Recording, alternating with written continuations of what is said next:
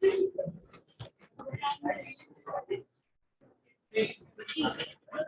you said, as you all said, you wanted to revise principles of management last class. Okay, let's start with brief introduction of what is management. Okay, tell me what is management. Principles of management का बहुत basic definition है. Initially आपको management के बारे में लिखने के लिए बात नहीं करो, हो गया फिर. इनिशियली प्रिंसिपल्स ऑफ मैनेजमेंट में सबसे पहला टॉपिक क्या है? मैनेजमेट, उसका फंक्शंस, उसका डेफिनेशन, इंट्रोडक्शन. बताओ, रिवाइज कर लो क्लास में ही. Please make the class interactive so that you can retain more by that. क्या होता है मैनेजमेंट? इसने स्टार्ट किया ऐसे, इसने स्टार्ट किया ऐसे बोल के management is both art and science. Okay, but what is management? If somebody asks you to define, how will you define management? देखो, आंसर राइटिंग का तरीका है कि आंसर राइटिंग का ये तरीका है, मैनेजमेंट का कोई एक वेल प्रूव्ड या एस्टैब्लिश्ड डेफिनेशन नहीं है. ठीक है, अलग मैनेजमेंट एक स्टैटिक कॉन्सेप्ट नहीं है. पहली बात, स्टैटिक कॉन्सेप्ट का मतलब एक रुका हुआ, जैसे अब तुम साइकोलॉजी है या हिस्ट्री है, ये सारी चीजें स्टैटिक है. Once a definition has been given, it has been given. But management is something that has evolved over time. अभी भी evolve कर रहा है और आगे भी करेगा, ज्यादा तेजी से करेगा. So there is no one definition of management. तो जब मैनेजमेंट का इंट्रोडक्शन देने वाला क्वेश्चन आएगा, 2-3 स्कॉलर्स का डेफिनेशन आपको याद करना पड़ेगा और उसको कोट करके then you make the answer. A very common definition by Mary Parker Follett. Not the name? नाम सुना है? Mary Parker Follett.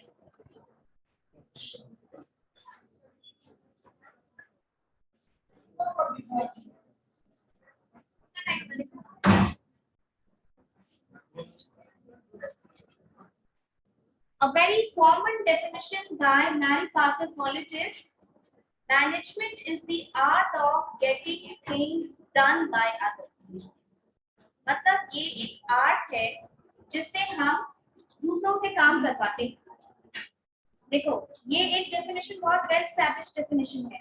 जब भी आंसर राइटिंग की जाती है मैनेजमेंट के बारे में तो ये जरूर लिखा जाता है, लेकिन ये भी अपने आप में over the long period of evolution of management एक इनकम्प्लीट सा स्टेटमेंट हो गया. क्यों? क्योंकि ये एडमिनिस्ट्रेशन के बारे में या मैनेजमेंट के बारे में एक ऐसा आइडिया देता है, ठीक है, जिसमें कि वर्कर्स को as only it is treated as a factor of production. कि मतलब it is the art of getting things done by you. हम तुमसे तो काम करवा लेंगे, बस मेरे में आर्ट होना चाहिए. तो इससे क्या है कि तुम्हारे बारे में एक डेरोगेटरी सा एक्सप्रेशन बन रहा है कि नहीं? क्योंकि बन रहा है क्योंकि तुम्हारे में सेंटिमेंट्स है, तुम्हारा अपना एस्पिरेशन है, तुम काम करते हो तो तुम्हारा नीड भी है और तुम्हारी कुछ ख्वाहिश भी है काम करने से. तुम्हारे अपना लाइफ में कुछ रिक्वायरमेंट है, तुमको घर खरीदना है, गाड़ी खरीदनी है, किसी पोजीशन पे जाना है. How can I say that सिर्फ मेरे में आर्ट होना चाहिए और उसके बाद हम कुछ भी काम तुम लोग से करवा लेंगे? Not like that. But this is one of the common definitions that management is getting things done by the others. This is a statement by Mary Parker Follett. Okay. Now, discussing the rest features of management, we have management is features. अगर management का discuss करें, क्या होगा? Management is a process. ठीक है? Management is a continuous process. Continuous process. It is both arts and science, and it is an economic resource.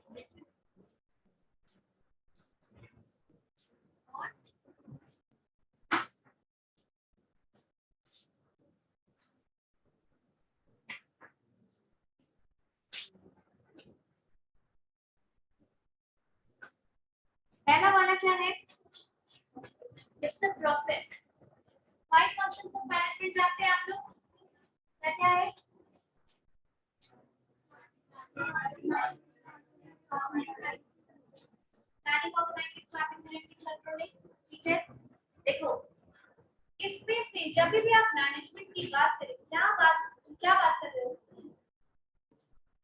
Notes मांग रहे हो?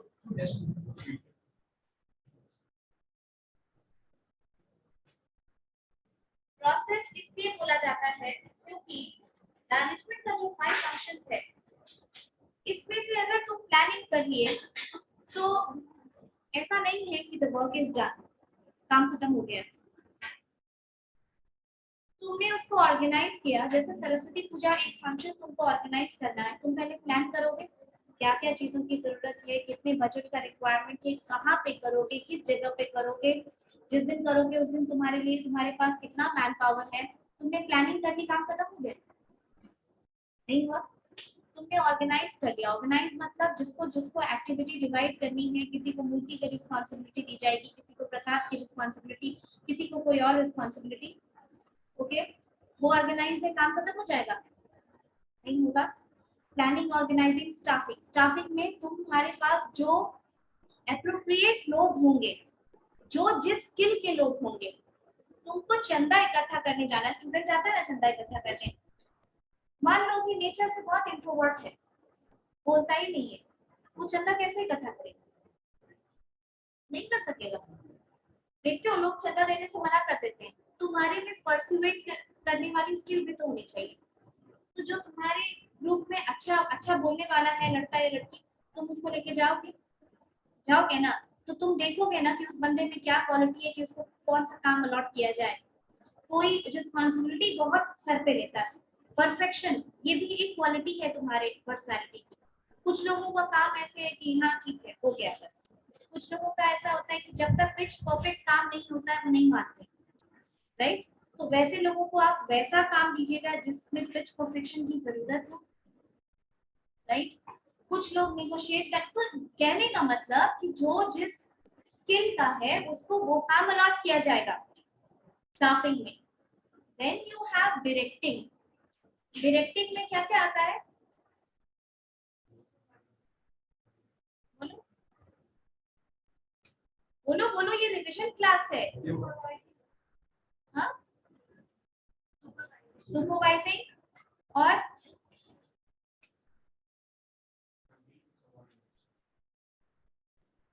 What is the word for that? देखो, directing का क्या मतलब होता है?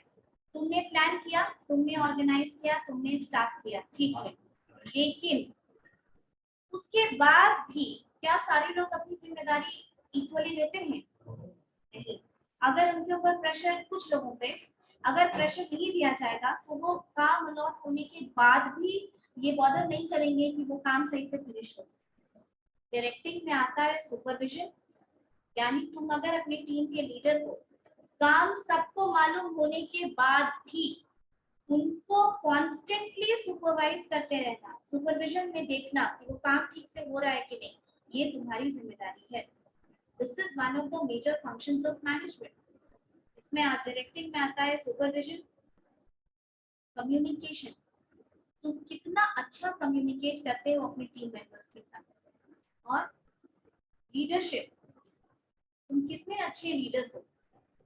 ठीक है, लीडरशिप तुम, क्योंकि तुम वो भी पढ़ोगे, लीडरशिप पूरा का पूरा एक चैप्टर है, तब तुमको समझ में आएगा कि किसी भी टाइप के लीडर से काम नहीं होता है। लीडर में बहुत बहुत क्वालिटी होती है। एक अच्छा लीडर अपनी टीम को विजन के साथ अलाइन करता है, ठीक है। और लीडर का मतलब ये नहीं होता है सब पे रौब झाड़ते रहना, जो एक जनरल परसेप्शन है लीडरशिप का, कि बस तुमको उसकी बात माननी है जो भी। अंडरस्टूड? और खास कर जो बिजनेस अभी चेंज हुआ, बिजनेस का पैटर्न जिस तरीके से बदल रहा है, ऑर्गेनाइजेशन का डिजाइन बदल रहा है, लोगों को माइंड करने का तरीका बदल रहा है, leadership is one very very important quality of a person. ये क्वालिटी बहुत ज्यादा सीख की जा रही है अभी बिजनेस और ऑर्गेनाइजेशन। सो डायरेक्टिव में आता है सुपरविजन, कम्युनिकेशन, लीडरशिप, और लास्ट में अगर किसी तरीके से तुम नहीं मान रहे हो, तुमको काम करना है पर तुमको इतना सब कुछ होने के बाद भी सिंसियरिटी नहीं है, तो क्या होगा? कमांडिंग। कमांड मतलब डांट, डांट फटकार, थ्रेटन करना, ठीक है, या किसी तरीके का हार्श स्टेप, उसको हम कमांड में डालते हैं। प्रोसेस यहाँ भी बंद नहीं हुआ। इसके आगे आता है control. Control is not the last step of functions of management. Always remember, control का मतलब क्या हुआ, कंट्रोलिंग स्टेप का मतलब क्या। कंट्रोल स्टेप में जब तुम आओगे, तुम ऐसे पढ़ रहे हो planning, organising, staffing, directing and controlling. इस स्टेप में क्या देखा जाता है? रिवीजन क्लास कर रहे हो?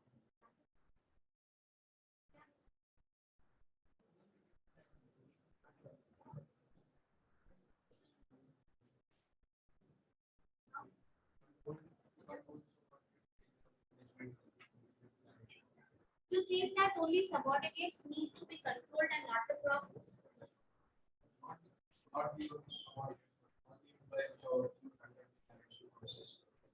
You're focusing on the employees, right? Do you think that only employees need to be checked, or the process also needs to be checked?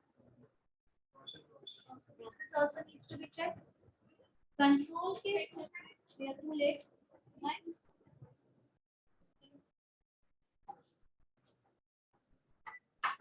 Control के स्टेप में हम देखते हैं, प्रोसेस में हम देखते हैं जो तुम्हारा डिजायर्ड परफॉर्मेंस था, जो तुमने सोच के रखा। तुम जब प्लान करते हो तो तुम्हारे दिमाग में डिजायर्ड परफॉर्मेंस है ना, कि ऐसे ऐसे ये वर्कआउट होना चाहिए।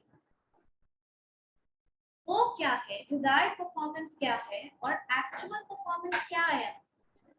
तुम्हारे दिमाग में जो था, तुमने जो एक स्टैंडर्ड फिट करके रखा था कि the performance is going to turn out like this, but now how has the actual, जो तुमने सच में परफॉर्म किया, वो परफॉर्मेंस कैसे टर्न आउट किया। क्या दोनों में लैग है या दोनों बराबर है। अब इसमें दोनों केस अराइज होता है कंट्रोल स्टेप में। ध्यान रखना, मैनेजमेंट की कंट्रोल में क्या होता है, अगर लैग है तो तुम फिर से यहाँ से तुम फीडबैक दोगे। अगर लैग है तो तुम फिर ये देखोगे कि कहाँ गलती हुई तुमसे, पूरे प्रोसेस में कहाँ मिस्टेक हुआ, क्या ये ह्यूमन एरर है, क्या ये टेक्निकल एरर है, क्या ये प्रोसेस एरर है, और फिर तुम इसका फीडबैक दोगे फर्स्ट स्टेप में, प्रोसेस प्लानिंग में। ठीक है, लास्ट अगर कुछ अच्छा नहीं हुआ, तुम लोग 3 साल कॉलेज में रहोगे, पहले साल की का अगर फंक्शन कुछ ऑर्गेनाइज करते हो, कुछ प्रॉब्लम रह जाता है, नेक्स्ट ईयर उसको रिमेम्बर करोगे ना कि लास्ट ईयर ये सब गड़बड़ हो गया था, इस बार हम लोग को ये सब ठीक करना है। अगर मान लो लैग नहीं है, suppose it went out exactly how you figured it out, तो क्या करोगे, तो तुम और ज्यादा उसको बेटर करने की कोशिश करोगे नेक्स्ट स्टेप में, करोगे ना। मैनेजमेंट में कुछ भी बेस्ट प्रैक्टिस नहीं होता है कि ये हो रहा है तो बस यही होगा तो ही बेस्ट होगा। No, not like that. There is always better practices to the best practices in management. तभी तुम इवोल्यूशन ऑफ मैनेजमेंट पढ़ रहे हो। इवोल्यूशन मतलब इवॉल्व करना, आगे बढ़ना। ठीक है, साइंटिफिक मैनेजमेंट से बढ़ के आज कंटिंजेंसी अप्रोच में आए ना। आज देखो कोविड के कारण सारा कुछ बदल गया कि नहीं बिजनेस का। ये जो कमर्शियल एजुकेशन का इतना सारा सिस्टम देख रहे हो तुम, बायजूस देख रहे हो, बाकी जितने भी क्लासेस देख रहे हो, क्या ये रिजल्ट नहीं है कोविड का, है ना। अगर कोविड नहीं होता तो इतना मास एक्सपेरिमेंट ऑनलाइन का नहीं हो सकता, इतना 100% वर्क फ्रॉम होम शायद कोई कंपनी करने से डरती, क्योंकि कोई भी नया प्रैक्टिस में कॉस्ट इन्वॉल्व होता है, और अगर वो फेल होता है तो बड़ा नुकसान होता है ऑर्गेनाइजेशन को। और कोविड कैसा फैक्टर, बिजनेस ऑर्गेनाइजेशन पढ़े हो, बिजनेस एनवायरनमेंट पढ़े हो,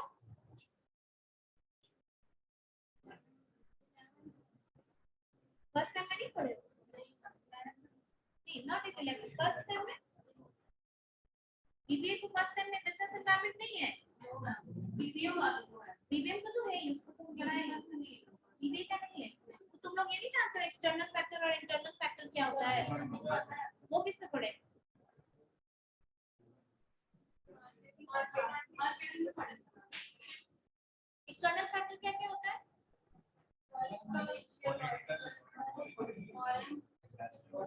Disaster.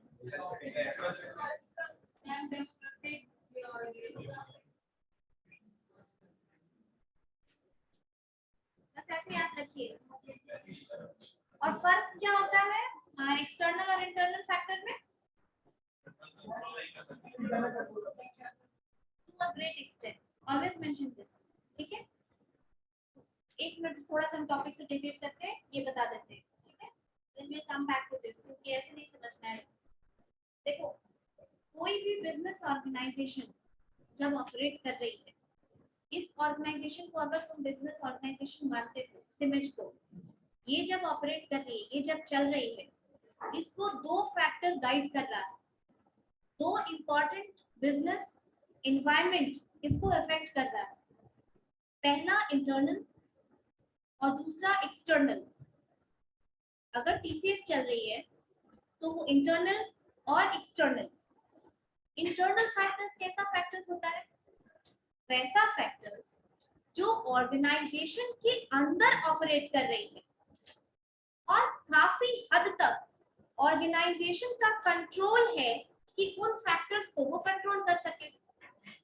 जैसे किसी ऑर्गेनाइजेशन की मैनेजमेंट पॉलिसी बहुत अच्छी है, जैसे कहा जाता है कि टाटा कंपनी का, टाटा में जो भी हो, टाटा स्टील है, टीसीएस है, इन ऑर्गेनाइजेशन टाटा की इन जनरल हायरिंग बहुत स्ट्रांग होती है, समझे? हायरिंग यानी रिक्रूटमेंट, वो बहुत स्ट्रांग है। तो ये पूरे ऑर्गेनाइजेशन का रिक्रूटमेंट यानी वो जैसे लोगों को लेती है ना, वो बहुत स्ट्रांग मेथड से लेती है, उनका अपना भी बहुत सारा एल्गोरिदम है लेने का, इन जनरल बोला जाता है। तो ये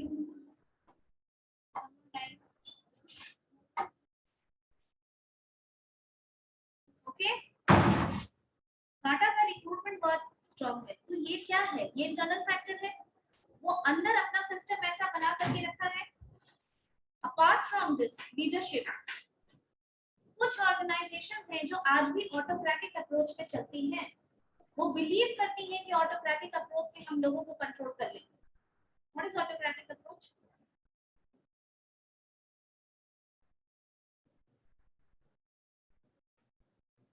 what is autocratic approach?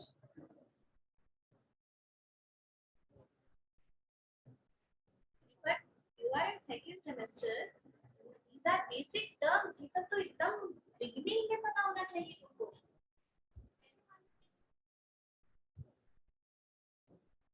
Leader का नाम सुना है? नॉर्थ कोरिया का जो लीडर है उसको जानते हैं? उसके बारे में प्रैक्टिस कैसा है उसका? Autocratic.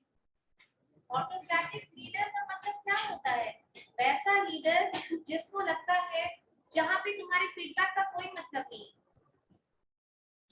Suppose I am N autocratic teacher, मेरा फिलॉसफी ऑटोक्रेटिक, क्या मतलब है?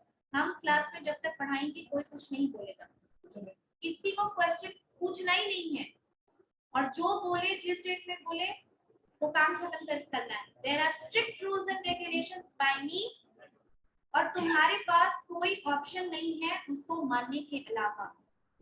ऑर्गेनाइजेशन में भी ऐसा ही होता है,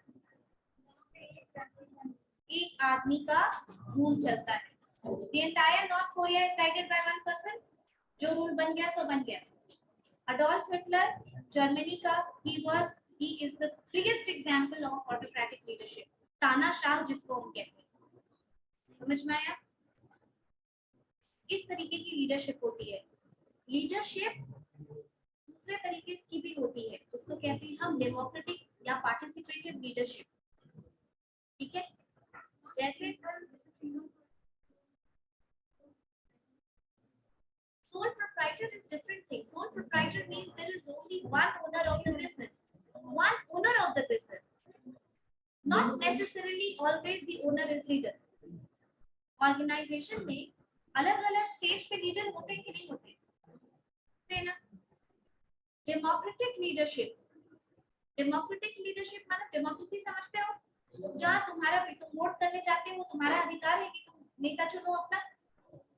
उसी तरीके से डेमोक्रेटिक लीडर जो होता है वो लोगों के बीच में रहता है, लोगों जैसे Ratan Tata is an example of democratic leader.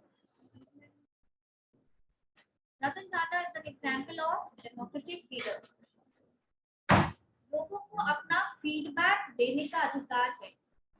लोग अपनी भी बात आगे रखते हैं, ठीक है। अगर उनको कुछ अच्छा नहीं लग रहा है तो वो आगे बढ़ के बोलते हैं, क्योंकि देखो अगर कोई सी I will be taking your OB classes, okay, so ground पे यानी नीचे के लेवल पे I am seeing you every day, हम तुमको हर दिन देख रहे हैं ना, और तुम्हारा एक पूरा सेमेस्टर में ओबी हम लेंगे, तो हम जितना तुमको जानेंगे, कोई ऐसा मैनेजमेंट आदमी जो तुमसे जो तुम्हारा क्लास नहीं लेता है उससे ज्यादा हम जानेंगे ना कि तुम्हारे क्लास में डिसिप्लिन एक्शन कैसा है, तुम पढ़ने में कैसे हो, तुम असाइनमेंट टाइम पे जमा करते हो कि नहीं, डिसिप्लिन वाइज तुम कैसे हो। सो द थिंग इज कि अगर कुछ होता है ऑर्गेनाइजेशन में तो क्या किया जाता है, कंसर्न टीचर को बुलाया जाता है कि आप इसका क्लास लेते हैं, आप बताइए, इसका फीडबैक दीजिए, और उनका फीडबैक का बहुत इम्पैक्ट होता है।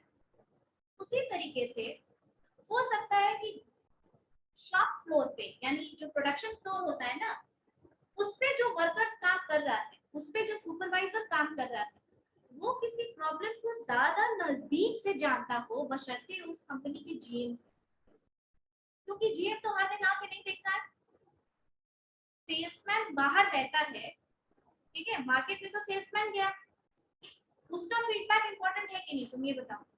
वही आके बताएगा ना कि एज अ कस्टमर तुम उसके साथ अच्छा बिहेव कर रहे हो कि नहीं बिहेव कर रहे हो, कितना रिस्पांस दे रहे हो किसी प्रोडक्ट को, ठीक है। Democratic leaders are those leaders who also listen to their people. वो लीडर क्या होता है, बीच में होता है और उसके लोग चारों तरफ होते हैं, और वहां पे लोगों को एक कंस्ट्रक्टिव फीडबैक, जैसे तुम अगर कुछ बोलोगे कि मैम इस क्लास को ऐसे लेके चलना चाहिए, थोड़ा जैसे उस दिन बोला उसने कि मैम थोड़ा सा प्रिंसिपल्स ऑफ मैनेजमेंट रिवाइज करवा दीजिए, अगर हम ऐसे बोले हम प्रिंसिपल्स ऑफ मैनेजमेंट रिवाइज करने के लिए थोड़ी ना है, तो भी पढ़ाने के लिए हम क्यों करेंगे, नहीं करेंगे। But the thing is, maybe you have that problem. कभी उसने बोला, so I need to listen to my people. Understood? ये एक एटीट्यूड होता है डेमोक्रेटिक लीडर का। लीडरशिप बाद में लीडरशिप में पढ़ा है।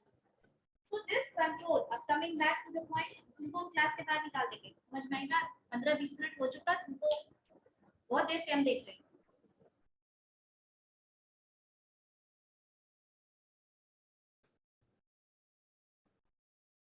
एक क्लास को ओवर स्मार्ट नहीं बनता।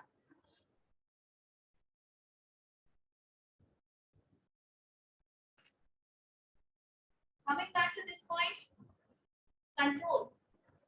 कंट्रोल का मतलब ये होता है कि आपका मैनेजमेंट प्रोसेस यहाँ पर नहीं रुका, यहाँ से फीडबैक लेके तुम और बेहतर प्लानिंग की तरफ जाओगे। फर्स्ट वर्ल्ड वॉर में जो बिजनेस प्रैक्टिसेस होता था, सेकेंड वर्ल्ड वॉर में कंप्लीटली अलग हो गए। तुम आगे जितना जितना भी प्रिंसिपल्स पढ़ोगे, जो भी फिलॉसफी पढ़ोगे बीबीए में, उसमें बहुत सारा सेकेंड वर्ल्ड वॉर के टाइम पे जब जापान के ऊपर अमेरिका ने बॉम्ब गिराया था, ठीक है, उसके बाद जापान का पूरा इंफ्रास्ट्रक्चर डैमेज हो गया था, उसका ब्रिज, उसका रेलवे, उसका सब कुछ डैमेज हो गया था। बाद में जब जापान रिसरेक्ट किया यानी वापस से उभर के आया, तब उसने अपने बिजनेस प्रैक्टिसेस में 2-3 गजब के चेंजेस किए, और ऐसे चेंजेस किए कि उसके बाद वो मार्केट में अमेरिका के प्रोडक्ट्स को देना शुरू किया। और आज भी हम लोग जो वो हर जगह अप्लाइड है उसकी फिलॉसफी, एक फिलॉसफी है TQM, total quality management, Japan की है, एक फिलॉसफी है काइजन, जापान की है, एक फिलॉसफी है कानबान, एचआर में यूज होता है, इसकी है। टीक्यूएम हर जगह यूज होता है, आज बड़े बड़े होटल्स में, ताज होटल, ओबेरॉय होटल्स में, इन सब, क्योंकि वो बहुत बड़ा बिजनेस है, वहां पर टीक्यूएम का यूज होता है। कभी लास्ट में क्लास में टाइम बचेगा तो हम एक केस स्टडी करके बताएंगे कि होटल इंडस्ट्रीज में कैसे यूज हो रहा है। These are all the just in time delivery, just in time यानी इन्वेंट्री मैनेजमेंट। इन्वेंट्री क्या होता है, स्टॉक सबका होता है, गुड्स प्रोडक्ट्स का भी और ह्यूमंस का भी, ठीक है। ये सारा कॉन्सेप्ट जापान का दिया हुआ है, तो आगे भी तुम, इसीलिए process management is a process. You keep evolving, you keep developing new things, and that is how the management has evolved till now. Okay? दूसरा फीचर क्या है? Continuous process. Management is a continuous process. मतलब तुम रुके नहीं हो, एक process के बाद तुम रुक नहीं सकते हो. क्यों नहीं रुक सकते हो? क्योंकि तुम्हारा वही एक्सटर्नल एनवायरनमेंट, ये एक्सटर्नल एनवायरनमेंट है जो आपके ऑर्गेनाइजेशन के बाहर ऑपरेट करता है और इस पे तुम्हारा कोई कंट्रोल नहीं, कोई कंट्रोल नहीं. सरकार डिमोनेटाइजेशन लाई कोई कुछ कर सकता है? नहीं, ये गवर्नमेंट का फैसला है. तुम्हारी ऑर्गेनाइजेशन को तैयार रहना पड़ेगा उससे अडैप्ट करने के लिए. नोटबंदी हुई, कोई कुछ कर सकता है? नहीं, ये सरकार का फैसला है. बहुत सारे बिजनेस ऑर्गेनाइजेशन को इस बिल्कुल इससे इम्पैक्ट पड़ा कि नहीं? एमएसएमई को बहुत धक्का हुआ नोट बंद होने से, क्योंकि उनका मेजर ट्रांजैक्शन कैश में होता था. टाइम चाहिए था आपको.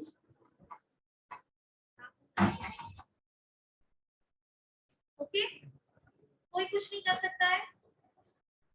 E is economical. पहले तो P is political, politics. बहुत सारी कंपनीज इंडिया में इसमें नहीं आती है क्योंकि यहाँ का पॉलिटिक्स उनको फेवर नहीं करता है या स्टेट में नहीं जाती है. जैसे बंगाल में, आपको पता है कि बंगाल एक कम्युनिस्ट विचारधारा का स्टेट है. वहाँ का पॉलिटिक्स वो लोग बहुत ज्यादा कैपिटलिज्म को फेवर नहीं करते हैं. टाटा ने नैनो का प्लांट लगाया था, लेकिन क्या हुआ था? ठीक है, लगा देता है वहाँ से. इसीलिए कोई भी बड़ा इन्वेस्टर नहीं चाहेगा कि बंगाल में इन्वेस्ट करे. बिहार में आता है कोई 4 दिन लगाएगा, 5 दिन लगाएगा, लगेगा उससे. यही होता है ना यहाँ का लॉयल अपॉर्चुनिटी के लिए. ठीक है, तो बिहार के लोगों के पास बहुत पैसा है.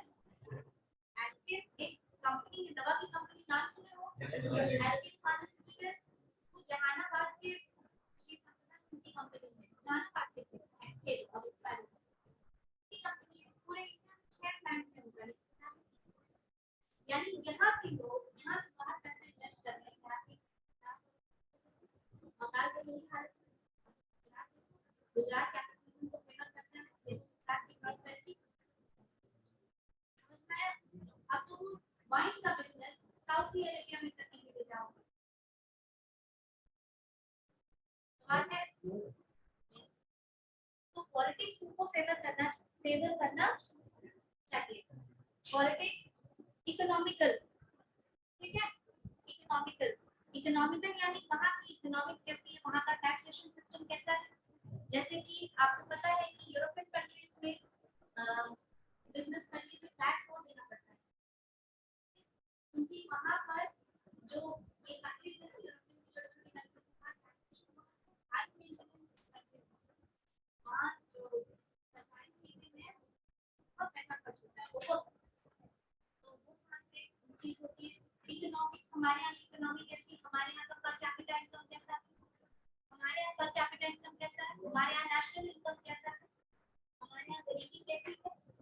ये सारा फैक्टर एक इम्पोर्टेंट फैक्टर है. तुम बिजनेस करने जाओगे तो वहाँ का इकोनॉमिक रिसर्च भी तुमको करना पड़ेगा. डिमोनेटाइजेशन इकोनॉमिक फैक्टर हो गया, नोटबंदी इकोनॉमिक फैक्टर हो गया. उसके अलावा भी जो इकोनॉमिक्स लाइसेंसिंग सिस्टम जितना जो आता है इंडस्ट्री के ऊपर, ये सब इकोनॉमिक फैक्टर्स में आता है.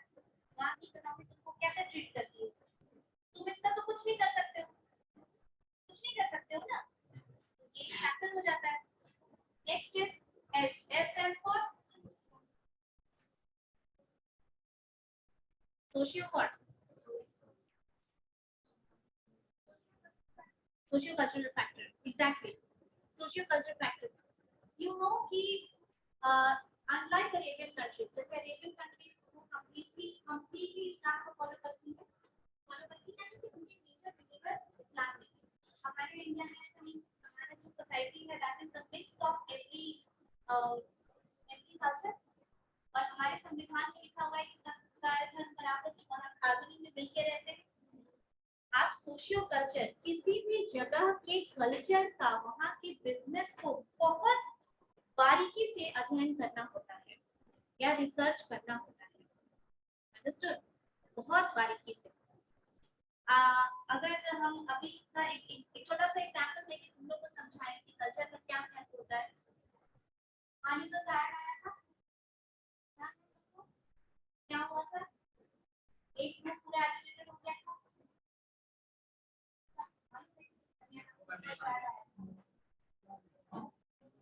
आगे का जो ऐड ठीक है,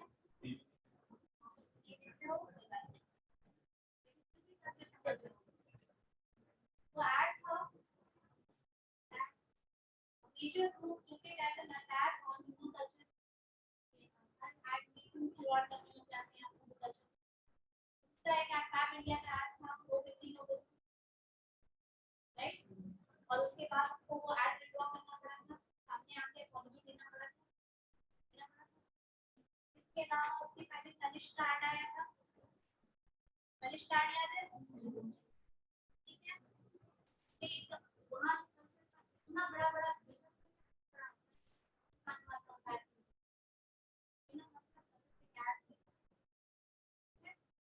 कल्चर की अगर हम बात करें, आप ये देखेंगे कि हमारे यहाँ आज भी फैमिली सिस्टम, हम मानते हैं कि हम जॉइंट फैमिली सिस्टम में, हमारे यहाँ अभी भी पेरेंट्स और बच्चों में वो गैप रहता है, वो जो कहते हैं आप रिस्पेक्ट वाला।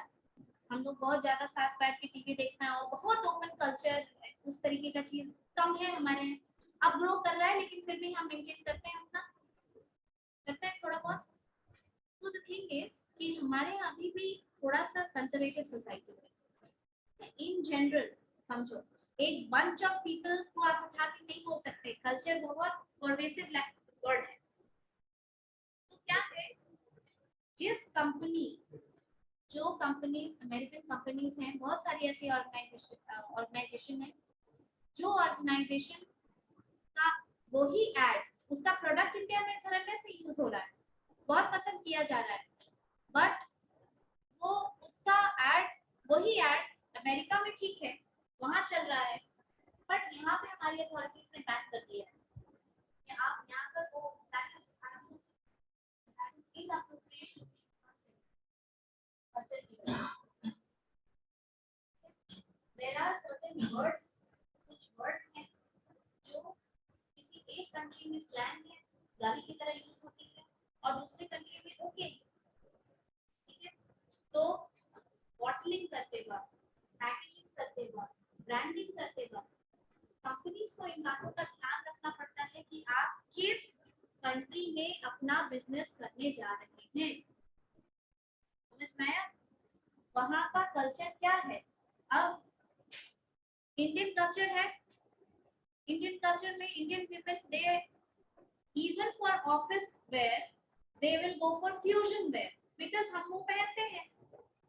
Okay, so if there is an apparel country, Indo ethnic या उस तरीके एथनिक ड्रेस वेयर, आप ये देखेंगे फेस्टिवल्स में हम एथनिक कपड़े पहनना पसंद करते हैं। So when the companies are coming for trade, उनको वही डिजाइन करना होगा ना जो हमारे यहाँ का टेस्ट है करना होगा। तो ये सारी चीजें हमारे यहाँ का कल्चर को शो करती है। ये बहुत बड़ा बड़ा चैप्टर है, ये पूरा सब्जेक्ट है, मतलब 10-12 क्लास लगता है समझाने में। T is for टेक्नोलॉजी, उनको ये देखना होगा कि कौन सी कंट्री किस तरीके का टेक्नोलॉजी सपोर्ट करती है हमारा बिजनेस करने के लिए, कौन सी कंट्री प्रो है इसके लिए। जैसे इलेक्ट्रॉनिक्स वगैरह के लिए वियतनाम, सिंगापुर, ऐसी जगह पे those are very pro countries. Okay, तुम्हारे यहाँ टेक्नोलॉजी है कि नहीं कि बिजनेस आएगी, तुम कोलैबोरेशन करना चाहते हो क्या? अब तुम फर्स्ट मिनट में बैठ के बात करो, ठीक है? E stands for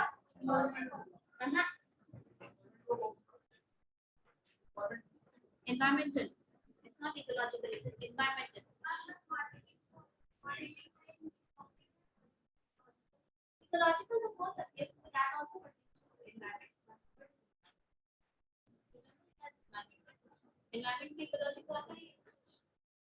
Environmental, देखिए इसका दो एस्पेक्ट है, दो एस्पेक्ट से इसको समझिए। पहला, कुछ बिजनेस कंप्लीटली एनवायरनमेंट बेस्ड है, तुम उसका कुछ नहीं कर सकते, जैसे चार धाम यात्रा साल भर होता है, ये होता है, एक टाइम के बाद बंद हो जाता है। क्यों बंद हो जाता है? पूरी जगह पे बर्फ फंस जाती है, कोई नहीं जा सकता है। विंटर स्पोर्ट्स बिना बर्फ के मतलब गुलमर्ग में हर साल फॉरेन ट्रेनर्स आते हैं स्कीइंग कराने। आपको पता है गुलमर्ग में बर्फ होती है बहुत ज्यादा। नॉर्मली वहाँ न्यूजीलैंड से ट्रेनर आता है स्कीइंग कराने। और उत्तराखंड में एक जगह है, वहाँ का बर्फ का क्वालिटी अच्छा है, तो वो भी एक एनवायरमेंटल फैक्टर है। उसके अलावा एनवायरमेंटल फैक्टर एक ऐसी चीज भी है जो आज की डेट में बहुत ज्यादा ध्यान दी जा रही है। बिजनेस ऑर्गेनाइजेशन को ये माना जाता है कि क्योंकि आप इतने लार्ज स्केल पे प्रोडक्शन करते हैं, आपका इतना सिग्निफिकेंट इम्पैक्ट है सोसाइटी पर, लोगों पर, so you have to be the custodian of natural resources or and you should be working towards sustainable development. McD एक कंपनी है, जानते हो? बर्गर उसको कभी कभी इथिक्स मतलब क्या होता है? What's right and what is wrong, ठीक है? जब तुम rules and regulation, sometimes ethics is not about rules and regulation. Suppose करो तुम जा रही हो, तुम्हारे आगे कोई आदमी है, उसका वॉलेट गिर गया, कोई रूल्स रेगुलेशन है वापस करने का? नहीं है ना, कर भी सकती हो, रख भी सकती हो। अगर तुम वापस कर देती हो तो वो तुम्हारा एथिक्स है। खाना खा के लास्ट बेंच पे बैठे हो, कोई नहीं देख रहा है, तुम रैपर वैपर लेके, ये तुम्हारे एथिक्स है सामने। I'm just telling, I'm just giving you an example why rules and regulations don't always guide ethics. Ethics is doing the right thing when nobody is watching you. तुम घर से निकल रही हो, मम्मी तुम्हारे पीछे पीछे तो आएंगी नहीं, मम्मी पूछी कहाँ जा रही हो? College. and you went out with your friends, ये तुम्हारा एथिक्स है? होगा एथिक्स? वो तो बिलीव कर ही लेंगी यूनिफॉर्म पहन के निकलोगे, ओके? इसीलिए हमेशा ethics rules and code of conduct होता है, लेकिन हमेशा एथिक्स रूल्स रेगुलेशन से अगर सही हो पाता तो पूरा का पूरा एक सब्जेक्ट बिजनेस एथिक्स को नहीं पढ़ते, ठीक है? So what is it saying? Environmental factor. Zomato अभी कुछ दिन पहले जोमेटो के ऐप पे एक लाइन आना शुरू किया था, वर्किंग टुवर्ड्स बेटर एनवायरनमेंट या कुछ इस तरीके का था, हम एग्जैक्टली वो कैप्शन भूल रहे हैं। क्यों?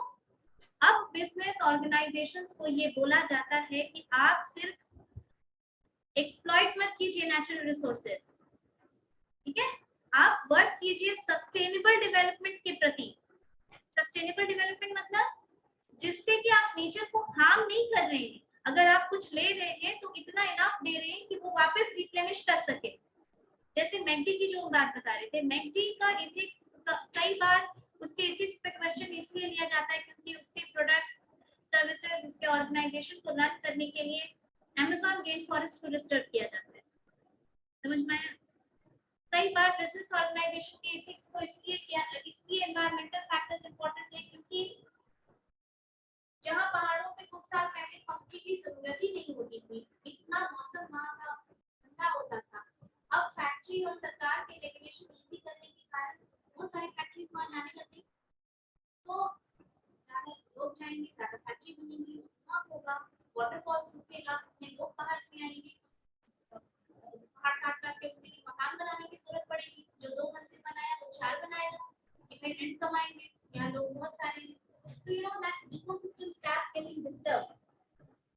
इसीलिए एनजीटी या गाड़ी वगैरह पे कुछ इलेक्ट्रिक व्हीकल्स का अभी आ रहा है ना electric vehicles, these all depend upon environmental factors.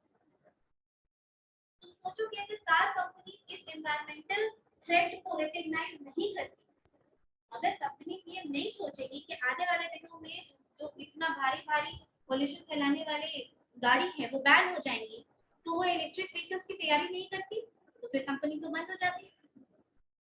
ऐसे बिजनेस चलता है, ऐसे मैनेजमेंट चलता है, इसीलिए बोला जाता है management is a continuous process, it is process and continuous both. जैसे देखो एक और एग्जांपल बताते हैं। कुछ सालों पहले तक आईटीसी सिर्फ सिगरेट में और सिगरेट बनाती थी, लेकिन आईटीसी को सुनो और ये रियलाइज हुआ कि गवर्नमेंट का कभी भी रेगुलेशन आ सकता है और मेरा हमारा ये काम बंद हो सकता है, हमारा इतना बड़ा बिजनेस बंद हो जाएगा। तो ITC started diversifying in various things. अब तुम अगर मार्ट जाओगे और 10 सामान अपने कार्ट में रखोगे ना, तो उसमें से 6 तो जरूर आईटीसी का, बिस्किट आईटीसी का, juice ITC, everything comes out. It was a defence mechanism. External factors को वो समझा कि गवर्नमेंट का रेगुलेशन कभी भी आ सकता है। प्लस देखो, जैसे बिहार में शराबबंदी, जैसे गुजरात में शराबबंदी है, ड्राई स्टेट है, तो तुम बिजनेस जहां पे रेगुलेशन है उसका तो कुछ कर ही नहीं सकते हो। keep your business private for that. Understood? Next is what? Last is legal. Legal factor मतलब very good. Law and regulation और protocols. Protocols किस तरीके के? Legal मतलब law. उस जगह का क्या law है? जैसे इंडिया में जितनी भी फैक्ट्रीज हैं, जितनी भी, वो दो ब्रॉड कैटेगरी में आती है। एक रेगुलेटेड फैक्ट्री और दूसरी अनरेगुलेटेड फैक्ट्रीज। जो अनरेगुलेटेड है 2 BHK फ्लैट वगैरह में कुछ बना के बेच रही है, ठीक है, उसने अपने आप को गवर्नमेंट के साथ रजिस्टर नहीं किया है। लेकिन जो भी रेगुलेटेड फैक्ट्रीज हैं वो सब गवर्नमेंट ऑफ इंडिया से रजिस्टर्ड है और उन सब पे एक ही कानून लगता है, द फैक्ट्रीज एक्ट 1948। उसी में जितना प्रावधान है, जितने प्रोविजंस है, उसी से वो फैक्ट्रीज एक्ट चलेगा। समझ में आया? माइंस, खान, इंडिया में जितना खान है, माइका का, कोयला का, उस पे एक ही कानून लगेगा, द माइंस एक्ट 1952। प्लांटेशन, बगान जानते हो? रबड़ का बगान होता है, चाय पत्ती का बगान होता है, कॉफी का बगान होता है, गरम मसाला का बगान होता है, उस पे एक ही एक्ट लगता है, द लेबर प्लांटेशन एक्ट 1951। ठीक है? बीड़ी और सिगार की फैक्ट्री में जो लोग काम करते हैं, वर्कर से लेकर ऊपर तक, वो फैक्ट्री रेगुलेट होती है एक ही एक्ट से, the bidi and cigar worker act 1966। समझ में आई बात? ये होता है कानून। कोविड के फर्स्ट वेव के बाद लेबर का एक्ट को, क्योंकि हमारा प्रोडक्शन बहुत डाउन गया था, लेबर के एक्ट को रेगुलेट करने की बहुत सारी बात हुई। तो अभी जो न्यू वेजेस कोड आया है, ये सरकार ने चेंज कर दिया। अब क्योंकि सरकार ने बदल दिया, तो सारी फैक्ट्रीज को मानना है, सबके ऊपर ये लागू होगा, तुम उसका कुछ नहीं कर सकते, तुमको मानना ही मानना है। तो ये एक्सटर्नल फैक्टर्स है कि ये सारे फैक्टर्स है, इस पे तुम्हारा कोई कंट्रोल नहीं है एज अ बिजनेस, लेकिन तुम अपने बिजनेस को हमेशा के लिए तैयार रख सकते हो इन एक्सटर्नल चेंजेस से कन्फ्रंट करने के लिए। ठीक है? In the next class we will resume from this process. फिर कंटीन्यूअस हो गया बोथ आर्ट्स एंड साइंस। तुम लोग भी थोड़ा सा पढ़ के आओ, ताकि क्लास में साथ में रिवीजन करोगे, इंटरैक्टिव क्लास होगा, तो बिना पढ़े ही आंसर लिख